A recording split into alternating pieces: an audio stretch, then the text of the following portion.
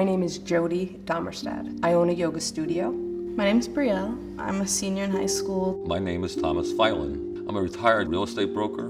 My name is Sarah Lund. Demaris Grossman. Bob Budsock. Hillary Lindsay. Brian Aubin. Jen Kraft. Maria Salvatore. I am a full-time certified yoga instructor. I'm also a mom and a sister and a friend and a wife. So I've experienced a lot of trauma in my life.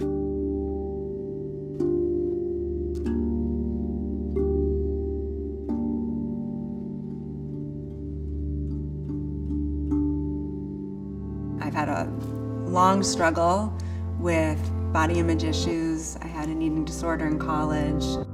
I was sexually abused from a family member, and then I was an addict. I remember laying in my parents' bed when I was very young and saying that I wanted to die because I was fat. I used to be a social drinker until alcohol turned against me and I became a closet drinker in my depression. So I self-medicate with substances and alcohol and self-injurious. I was scared, severe anxiety, and had an addiction.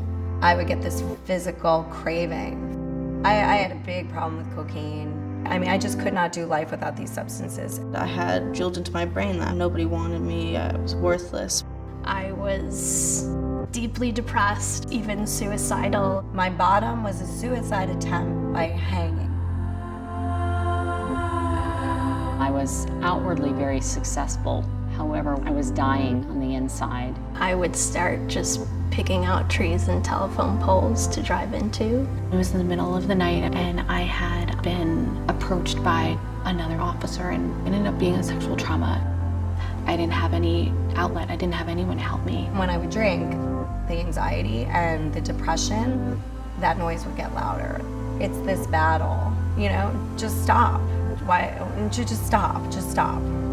Why can't I just stop? You never would think things like that are gonna happen. I soon became the things that I thought only happened to other people. I had 8 months of sobriety and then dealt with a devastating relapse. Right now, I am 1 month outside of that relapse. I was really suffering at that point in my life and needed to hear the message of hope. And it was offered to me at a yoga class. I always sort of turned my nose up at yoga because I thought it was lame, for lack of a better word. But what I found was just a whole world that I didn't know existed before. Yeah, I wouldn't be here talking to you if I didn't discover yoga. I was in treatment for my eating disorder and they suggested yoga, that it would help me love myself, which I had no idea what that even meant. Doing yoga and being a part of that community has made me feel so much more comfortable in my own skin. It can teach us to be okay with being alone with yourself. Being able to take that moment to kind of close your eyes. There's something that happens physiologically when you're doing yoga. It's really not about this physical. You know, what we have to offer is so much more. We're sort of trained as a society to just be robots, and society doesn't focus on community, on connecting, on mindfulness. Life before I learned how to be mindful was a jumble of emotions.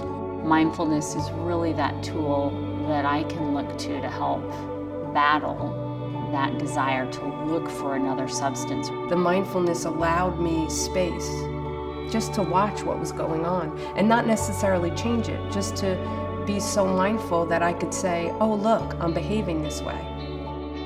And many of those spiritual needs and those health and wellness needs are addressed through the kulaforkarma yoga and meditation classes. There's not a word that I can use to describe what Kula offers for people. It would minimize it. It was the first time where I felt like I could really talk about this stuff that we're all so ashamed of. Kulaforkarma is creating a community where it's okay to talk about your mental health and figure out different wellness tools to heal yourself. They're just trying to give you a couple of ways to just be okay with the right now, and then maybe the next day, and then the next day. When I hear the phrase "no more suffering" in silence, it makes you think about all the people who are afraid to come to grips with what they are suffering from. that individuals that are impacted by addiction is a very, very lonely disease. The more that we open up and the sooner that we open up, it ends that suffering. As I got more into yoga, I wanted to help others start to feel better in their bodies the way yoga had helped me. And so I started to teach a yoga for eating disorder class. Sophomore year, I told my parents, look, like, I really need help or something's gonna happen, and I don't want that to. You don't have to be afraid to ask for help because you're never alone and you're loved. What makes me smile? This work we're doing right now. Being able to tell my story, being able to sit here and be a woman of a trauma and say, okay, that happened. Now I can use my experiences to help others. I'm happy that with recovery, I can smile without a substance. I am so glad that I went through what I did because I wouldn't be who I am today. I'm just grateful to be alive. For the first time in a very long time, I get to be fully present. When I do these interviews and I share my story, and there's a lot of focus on the darkness, I want people to know that I have the most amazing life today. I'm so grateful. Penny and Jerry.